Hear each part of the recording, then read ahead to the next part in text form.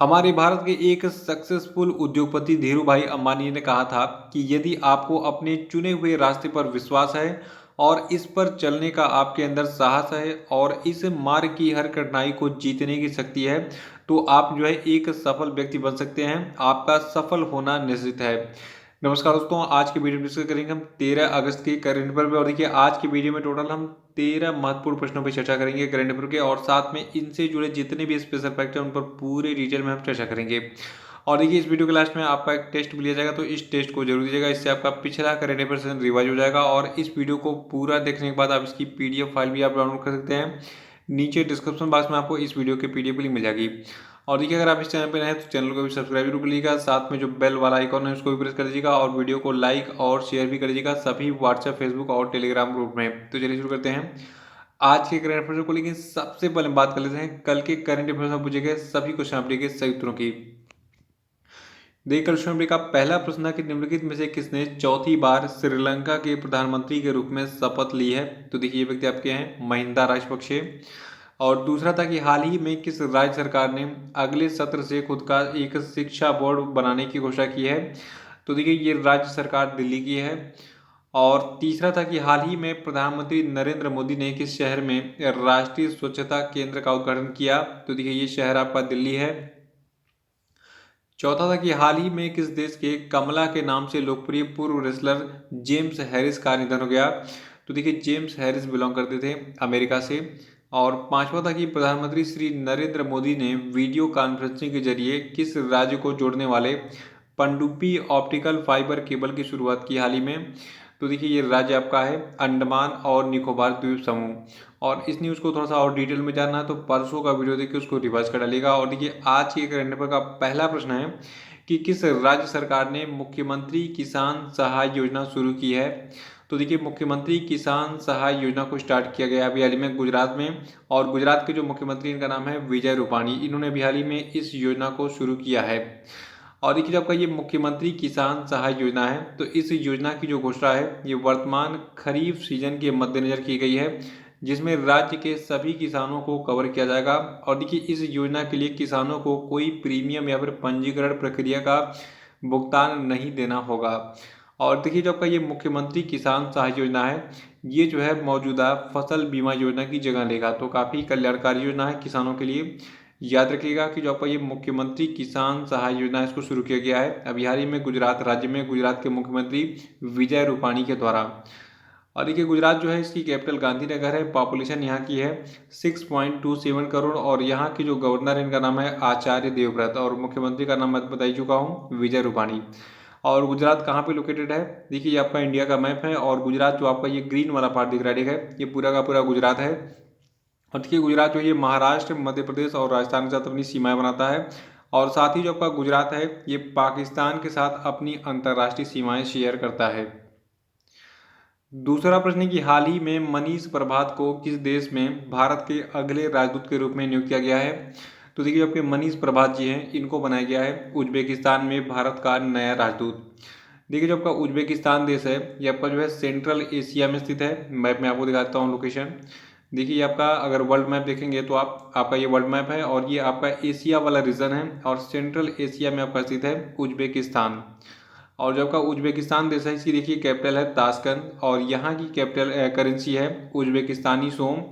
Uzbekistan की total population यानी कि जनसंख्या है 3.3 करोड़, और यहाँ की ऑफिशियल लैंग्वेज है उज्बेक। तो ये पूरी डिटेल्स याद रखनी है उज्बेकिस्तान के बारे में। लेकिन सबसे पहले याद रखना है कि मनीष प्रभात को हाल ही में उज्बेकिस्तान में भारत का नया राजदूत बनाया गया है। और देखिए, जो आपका उज्बेकिस्तान है, इसकी बाउंड्री भी देख लीजिए। देखिए, उज्बेकिस्तान देश जो है, इसकी बाउंड्री यानी कि सीमाएं लगती हैं। देखिए, यहाँ पे आपको दिख रहा है कजाकिस्तान, बगल में आपका है किर्गिस्तान, फिर बगल में ताजिकिस्तान, अफगानिस्तान, तुर्कमेनिस्तान, ठीक है। तो ये सभी देश जो है अपनी सीमाएं किससे बनाते हैं, उज्बेकिस्तान के साथ में। और तीसरा प्रश्न है कि अंतर्राष्ट्रीय युवा दिवस किस दिन मनाता है। तो देखिए, अंतर्राष्ट्रीय युवा दिवस को मनाते हैं 12 अगस्त को हर साल। देखिए, साल 1999 में संयुक्त राष्ट्र महासभा की सिफारिश के बाद पहली बार 12 अगस्त सन 2000 को अंतर्राष्ट्रीय युवा दिवस मनाया गया था। और देखिए, इस साल जो आपका 2020 है, तो 2020 में अंतर्राष्ट्रीय युवा दिवस यानी कि इंटरनेशनल यूथ डे की थीम रखी गई है वैश्विक कार्य के लिए युवाओं की भागीदारी यानी कि youth engagement for global action. तो ये था आपका अंतर्राष्ट्रीय युवा दिवस। देखिए एक आपका राष्ट्रीय युवा दिवस भी है जो कि 12 जनवरी को मनाया था, ठीक है। तो 12 जनवरी को हम मनाते हैं क्या, राष्ट्रीय युवा दिवस, और 12 अगस्त को मनाते हैं अंतर्राष्ट्रीय युवा दिवस। 14 प्रश्न है कि विश्व हाथी दिवस यानी कि वर्ल्ड एलिफेंट डे किस दिन मनाया जाता है। तो देखिए विश्व हाथी दिवस को मनाते हैं हर साल 12 अगस्त को। देखिए पहली बार 12 अगस्त 2012 को अंतर्राष्ट्रीय गज दिवस यानी कि वर्ल्ड एलिफेंट डे यानी कि इंटरनेशनल एलिफेंट डे के रूप में जो है मनाया गया था। और इसकी शुरुआत साल 2011 में सबसे पहले माइकल क्लार्क तथा पेट्रिशिया सिम्स ने की थी। और इसका उद्देश्य क्या था, देखिए इसका उद्देश्य हाथियों के संरक्षण के प्रति जागरूकता फैलाना, हाथियों के प्राकृतिक आवास की सुरक्षा तथा हाथी दांत के अवैध व्यापार पर रोक लगाना था। तो याद रखिएगा कि 12 अगस्त को हम हर साल मनाते हैं क्या, वर्ल्ड एलिफेंट डे। और कहीं कहीं आपको ये इंटरनेशनल एलिफेंट डे भी लिखा मिलेगा, हिंदी में मिलेगा विश्व हाथी दिवस या फिर अंतर्राष्ट्रीय हाथी दिवस, ठीक है। तो ये चारों नाम सेम है, याद रखिएगा कि विश्व हाथी दिवस को मनाते हैं 12 अगस्त को। पांचवा प्रश्न है कि फोर्ब्स की दुनिया में सर्वाधिक कमाई करने वाले टॉप 10 अभिनेताओं की सूची में निम्नलिखित में से कौन इकलौते भारतीय अभिनेता शामिल किए गए हैं। तो देखिए ये इकलौते भारतीय अभिनेता हैं अक्षय कुमार, ठीक है। ये अकेले ऐसे भारतीय अभिनेता हैं जिनको फोर्ब्स की टॉप 10 अभिनेताओं की सूची में शामिल किया गया है, दुनिया के सर्वाधिक कमाई करने वाले अभिनेताओं की सूची में। और देखिए इस सूची में जो है 362 करोड़ रुपए यानी कि लगभग 4.85 करोड़ डॉलर की कमाई के साथ जो आपके अक्षय कुमार हैं ये छठे नंबर पर हैं इस टॉप 10 की सूची में। और देखिए फोर्ब्स ने बताया है कि जो आपके अक्षय कुमार हैं इनकी जो अधिकतर कमाई है ये ब्रांड एंडोर्समेंट के जरिए होती है, यानी कि ब्रांड यानी कि कई सारे ब्रांड्स का ये प्रचार प्रसार करते हैं, ठीक है। तो जैसे मान लीजिए कोई जूता हो गया, फिर कोई कपड़े की कंपनी हो गई, तो इनका ये प्रचार करते हैं, इससे इनको जो है अधिकतर कमाई होती है। और देखिए यहाँ पे एक फोटो दिख रहा है, ये व्यक्ति आपके हैं द रॉक, और ये जो है इनका ओरिजिनल नाम है ड्वेन जॉनसन, ठीक है। तो देखिए जो आपके ड्वेन जॉनसन हैं इस सूची में ये पहले स्थान पर हैं, यानी कि दुनिया के सर्वाधिक कमाई करने वाले टॉप 10 अभिनेताओं की सूची में पहले स्थान पर कौन है, ड्वेन जॉनसन है। और ड्वेन जॉनसन की कमाई 654 करोड़ रुपए है, यानी कि लगभग 8.75 करोड़ डॉलर है, ठीक है। तो ये दोनों चीज़ नोट कर लीजिएगा। एक बार फिर से मैं आपको रिवाइज करा दूं। देखिए फोर्ब्स के दुनिया के सर्वाधिक कमाई करने वाले टॉप 10 अभिनेताओं की सूची में पहले स्थान पर आपके हैं ड्वेन जॉनसन, और इस सूची में भारत के एकमात्र अभिनेता शामिल किए गए हैं जो कि छठे स्थान पर हैं इस सूची में। छठा प्रश्न है कि निम्नलिखित में से किस जानवर के साथ मानव टकराव पर राष्ट्रीय पोर्टल जिसका नाम है सुरक्ष इसको लॉन्च किया गया है। तो देखिए ये जानवर आपका एलिफेंट यानी कि हाथी है। देखिए जो आपका ये राष्ट्रीय पोर्टल सुरक्ष है ये मानव हाथी संघर्ष से संबंधित है, और इस पोर्टल का उद्देश्य वास्तविक समय पर जानकारी के संग्रह और सही समय पर मानव हाथी टकरावों से निपटान का प्रबंधन करना है। और देखिए जो आपका ये वेब पोर्टल सुरक्ष है तो ये जो है डेटा संग्रह प्रोटोकॉल, डेटा ट्रांसमिशन पाइपलाइन और डेटा विजुअलाइजेशन टूल सेट करने में भी मदद करेगा। तो ये डिटेल्स याद रखिएगा कि अभी हाल ही में जो आपका हाथी है, ठीक है, तो हाथी के साथ मानव टकराव पर एक राष्ट्रीय पोर्टल जिसका नाम सुरक्ष है इसको लॉन्च किया गया है। और सातवां प्रश्न है कि हाल ही में भारतीय सशस्त्र बल के द्वारा चीन के साथ तनाव के बीच में किस परियोजना को पुनर्जीवित करने की घोषणा की गई है। तो देखिए ये परियोजना काफ़ी इंपॉर्टेंट है, और जितने भी रिसेंटली एग्जाम होने वाले हैं उनके लिए मैं आपको बता दूं ये मोस्ट इंपॉर्टेंट प्रश्न है। देखिए इस परियोजना यानी कि प्रोजेक्ट का नाम है प्रोजेक्ट चीता। देखिए ये किसी जानवर से संबंधित नहीं है, ये एक ड्रोन से संबंधित है, और इस ड्रोन का नाम है हेरोन ड्रोन्स। और हेरोन ड्रोन्स क्या है, उसका यूज़ कहाँ पे किया जा रहा है। देखिए जो आपका ये प्रोजेक्ट चीता है इसके तहत चीन की सीमा पर तैनात जो भारतीय हेरोन ड्रोन्स है, ठीक है, तो इसको जो है अब और भी ज़्यादा घातक बनाया जाएगा। ये ड्रोन्स कुछ इस प्रकार से दिखते हैं, इसको जो है हथियारों से लैस किया जाएगा। इसमें जो है हवा से ज़मीन पर मार करने वाली मिसाइलें लगाई जाएंगी, साथ ही इसमें जो है हवा से छोड़ी जाने वाली एंटी टैंक मिसाइलें लगाई जाएंगी, और इन्हें जो है लेज़र गाइडेड बमों से लैस किया जाएगा। यानी कि अगर चीन जो है ये हमारे भारत पर आक्रमण करता है तो हमें अपने सैनिकों को भेजने की जरूरत नहीं है। हमारा जो ड्रोन्स है, ठीक है, जिसका नाम है हेरोन ड्रोन्स, तो इसमें जो घातक बम, रॉकेट या फिर जितने भी मिसाइल्स वगैरह लगाए जाएंगे इसी से हमले करके जो है हम चीन के सैनिकों को वहीं पे मार गिराएंगे जो कि हमारे भारत में घुसपैठ करेंगे। तो इसीलिए इस हेरोन ड्रोन्स को जो है और भी घातक बनाया जा रहा है। किसके तहत? प्रोजेक्ट चीता के तहत। तो प्रोजेक्ट चीता क्या है, इसको याद रखिएगा, ये किसी जानवर से संबंधित नहीं है। ये जो है चीन की सीमा पर तैनात जो हमारा हेरोन ड्रोन है, ठीक है, तो इसको और भी उन्नत और घातक बनाने से संबंधित है, ठीक है। आठवां प्रश्न है कि Indian council for research on international economic relations के नए चेयरमैन कौन नियुक्त हुए हैं? तो देखिए, Indian council for research on international economic relations के जो नए चेयरमैन बनाए गए, इनका नाम है प्रमोद भसीन। और नवा प्रश्न है कि हाल ही में किसने कनेक्टिंग कम्युनिकेटिंग चेंजिंग नामक पुस्तक के ई संस्करण का अनावरण किया? तो देखिए, इस पुस्तक का अनावरण किया है प्रकाश जावड़ेकर ने। और ये पुस्तक किससे संबंधित है? देखिए, इस पुस्तक में जो आपके भारत के उपराष्ट्रपति हैं एम वेंकैया नायडू, तो इनके भारत के उपराष्ट्रपति के रूप में 3 साल का जो कार्यकाल है, तो उसके बारे में बताया गया है। और देखिए, जो उपराष्ट्रपति वेंकैया नायडू हैं, इन्होंने 11 अगस्त 2020 को अपने पद पर 3 साल पूरे कर लिए हैं, ठीक है। तो 11 अगस्त को इन्होंने 3 साल पूरे कर लिए हैं और इन पर आधारित एक पुस्तक है कनेक्टिंग कम्युनिकेटिंग एंड चेंजिंग, ठीक है। तो इसका अनावरण किया गया अभी हाल ही में इसके ई संस्करण का, किसके द्वारा? प्रकाश जावड़ेकर के द्वारा। और प्रकाश जावड़ेकर कौन है? ये केंद्रीय सूचना और प्रसारण मंत्री हैं भारत के। और 10वां प्रश्न है कि हाल ही में किस व्यक्ति को कैपिटल इंडिया फाइनेंस लिमिटेड का नया कार्यकारी अध्यक्ष बनाया गया है? तो देखिए, जो आपका कैपिटल इंडिया फाइनेंस लिमिटेड है, इसके नए कार्यकारी अध्यक्ष बनाए गए हैं हर्ष कुमार भानवाला। और आपको बता दूं, जो आपका capital India finance limited company है, तो इसका हेड ऑफिस है महाराष्ट्र के मुंबई में। तो इसके बारे में याद रखिएगा। लेकिन सबसे पहले रखना है कि जो आपका कैपिटल इंडिया फाइनेंस लिमिटेड है, इसके नए कार्यकारी अध्यक्ष बनाए गए हैं हर्ष कुमार भानवाला। 11वां प्रश्न है कि हाल ही में किसने भारत में कॉन्टैक्टलेस पेमेंट के लिए, यानी कि संपर्क रहित पेमेंट के लिए, भारत का पहला पॉकेट एंड्रॉयड पीओएस यानी कि पॉइंट ऑफ सेल डिवाइस, जिसका नाम है Paytm all in one portable Android smart POS launch किया है?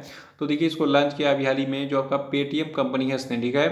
याद रखिएगा कि जो आपका पेटीएम कंपनी है, इसने भारत का पहला पॉकेट एंड्रॉयड पीओएस यानी कि point of sale device launch किया है, जिसका नाम है Paytm all in one portable Android smartphone smart POS, ठीक है। तो इसके बारे में याद रखिएगा, ये एग्जाम्पल इंपॉर्टेंट है। और देखिए, जो आपका ये डिवाइस है, इसकी क्या खास बात है? देखिए, इस डिवाइस का वजन 163 ग्राम है, मोटाई 12 मिलीमीटर है और इसमें 4.5 इंच का एक टच स्क्रीन लगा हुआ है। और ये एक शक्तिशाली प्रोसेसर, पूरे दिन की बैटरी लाइफ और क्यूआर कोड को स्कैन करने के लिए एक इनबिल्ट कैमरा और तुरंत भुगतान करने की प्रक्रिया साथ जो है पूरा इसको जो है मतलब इन सुविधाओं से लैस किया गया है। और देखिए, जो आपका पेटीएम कंपनी है, इसकी स्थापना 2010 में हुई थी। इसका मुख्यालय है उत्तर प्रदेश के नोएडा में और इसके संस्थापक हैं विजय शेखर शर्मा। 12वां प्रश्न कि हाल ही में किस पत्रकार को खोजी पत्रकारिता के लिए जो है Asian college of journalism award 2019 दिया गया है? तो देखिए, खोजी पत्रकारिता के लिए Asian college of journalism award 2019 जीता है नितिन सेठी ने। देखिए, 2019 का ये अवार्ड है, 2020 में दिया गया, ठीक है, कंफ्यूज नहीं होना है। देखिए, जो आपके नितिन सेठी हैं, ये जो है हाफिंगटन पोस्ट में पत्रकार हैं और इन्होंने द हाफिंगटन पोस्ट इंडिया के द्वारा प्रकाशित पैसा पॉलिटिक्स नाम की अपनी 6 भाग वाली श्रृंखला के लिए ये पुरस्कार यानी कि खोजी पत्रकारिता के लिए Asian college of journalism award 2019 जीता है। और देखिए, इसके साथ एक और व्यक्ति हैं शिव सहाय सिंह, इनको सोशल इम्पैक्ट जर्नलिज्म के लिए जो है KP Narayan Kumar memorial award का विजेता घोषित किया गया है। और जबकि शिव सहाय सिंह हैं, ये जो है द हिंदू में पत्रकार हैं और इन्हें द हिंदू में प्रकाशित death by digital exclusion on faculty public distribution system in Jharkhand नामक कहानी के लिए ये पुरस्कार दिया गया है, यानी कि सोशल इम्पैक्ट जर्नलिज्म अवार्ड दिया गया है, ठीक है। तो इसको नोट कर लीजिएगा। और अब बात कर लेते हैं इन दोनों पुरस्कारों के बारे में। देखिए, जो आपका Asian college of journalism award है, ठीक है, तो इसको मीडिया डेवलपमेंट फाउंडेशन के सहयोग से एसीजे यानी कि एशियन कॉलेज ऑफ जर्नलिज्म ने भारतीयों के लिए सामाजिक प्रभाव के लिए खोजी पत्रकारिता और पत्रकारिता के सर्वोत्तम कार्यों को पहचानने के लिए प्रोत्साहित करने के लिए इन दोनों पुरस्कारों की जो है स्थापना की थी। और देखिए, दोनों पुरस्कारों में जो है यानी कि इसके जो विजेता होते हैं दोनों पुरस्कारों के, उनको एक ट्रॉफी और एक प्रशस्ति पत्र दिया जाता है। लेकिन जो आपका ये खोजी पत्रकारिता के लिए जो पुरस्कार दिया जाता है, तो इसमें जो पुरस्कार राशि है ये 2 लाख रुपए होती है। जबकि सामाजिक प्रभाव यानी कि सोशल इम्पैक्ट वाला जो अवार्ड है, ठीक है, तो सामाजिक प्रभाव पुरस्कार के लिए इनाम राशि जो है केवल 1 लाख रुपए है। ये दोनों चीज नोट कर लीजिएगा। और देखिए आपका ये एशियन कॉलेज ऑफ जर्नलिज्म है, इसका मुख्यालय है तमिलनाडु के चेन्नई में और इसके अध्यक्ष हैं वर्तमान में शशि कुमार जी। 13वां प्रश्न की निम्नलिखित में से कौन ट्रैफिक सिग्नल और साइनेज पर महिलाओं के प्रतीक का इस्तेमाल करने वाला भारत का पहला शहर बन गया है? तो देखिए भारत का ये पहला शहर बना है मुंबई। देखिए अभी हाल ही में मुंबई के दादर ट्रैफिक सिग्नल और साइनेज पर जो है महिलाओं के प्रतीक का इस्तेमाल किया गया। और देखिए इस साइनेज को यानी कि सिग्नल को जो है बृहन मुंबई नगर निगम यानी कि बीएमसी के द्वारा ट्रैफिक सिग्नल पर प्रदर्शित किया गया था, जो कि इस पुरुष प्रधान समाज में लिंग समानता और बदलाव को दर्शाता है। तो ये डिटेल्स याद रखिएगा। और ये प्रश्न एग्जाम के लिए मोस्ट इंपॉर्टेंट भी है, क्योंकि फर्स्ट इवेंट फर्स्ट अपॉइंटमेंट और कोई भी घटना अगर पहली बार होती है तो एग्जाम के लिए इंपॉर्टेंट बन जाती है। हम बात कर रहे हैं मुंबई में अभी हाल ही में एक ट्रैफिक सिग्नल और साइनेज पर जो है महिलाओं के प्रतीक का इस्तेमाल किया गया। कहाँ पर? मुंबई के दादर ट्रैफिक सिग्नल पर। ठीक है, ये चीज़ नोट कर लीजिएगा। तो ये थे आपके आज के सभी महत्वपूर्ण करंट अफेयर। और अब बात कर लेते हैं आज के सभी क्वेश्चन अपडेट पे। देखिए आज के क्वेश्चन अपडेट का पहला प्रश्न आपके लिए कि कोविड-19 वैक्सीन रजिस्टर करने वाला दुनिया का पहला देश कौन बन गया है? इसका आंसर बताइए। और इस वैक्सीन का नाम भी बताना है, इस वैक्सीन का क्या नाम है, क्योंकि कल के वीडियो में मैंने आपको बताया था और ये प्रश्न एग्जाम में पूछा जाएगा। दूसरा कि हाल ही में किस राज्य सरकार ने इंदिरा वन मितान योजना के शुभारंभ की घोषणा की है? आंसर बताइए। तीसरा कि हाल ही में किस देश के प्रधानमंत्री हसन दियाब ने इस्तीफा दे दिया है? उत्तर बताइए। चौथा कि पेरू के नए प्रधानमंत्री कौन बने? उत्तर बताइए। और पांचवा कि मारिटानिया के नए प्रधानमंत्री कौन बने? उत्तर बताइए।